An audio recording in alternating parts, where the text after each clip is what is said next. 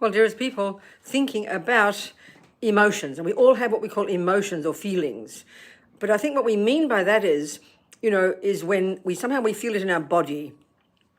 So our big tragedy is we don't notice them until they get to the body. And in a sense, that's just the tip of the iceberg, because in fact, what's happening is these endless thoughts, thousands a second, I think even they say, chatting away behind, underneath, but because we're not paying attention, we only notice these thoughts, these depressed thoughts, angry thoughts, jealous thoughts, low self-esteem thoughts, indeed loving thoughts, kind thoughts. We only notice them when they rise to the surface in our body, and then we call them feelings. And then we say, what'll I do about it? I'm depressed, But we got to start digging deeper before it gets to that level, and that's what's possible, It's so practical, but it means, of course, it demands that we learn to pay attention here before it gets to the surface, before it gets to the body, before it's too late, in other words, So often people will say, oh, I'm shouting at my husband, what'll I do? Well, that's a bit like saying, you've never thought of mechanics. You've never noticed anything in your car ever. You just drive and drive and drive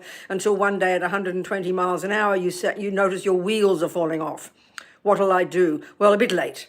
If you've been paying attention to the wheels wobbling and paying attention and having the mechanic check things, they would never fall off. But we wait until the wheels fall off, and that makes it 10 times, 20 times more difficult.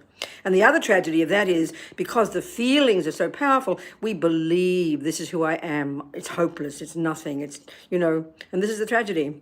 So we have to learn to pay attention to the mind. Very practical.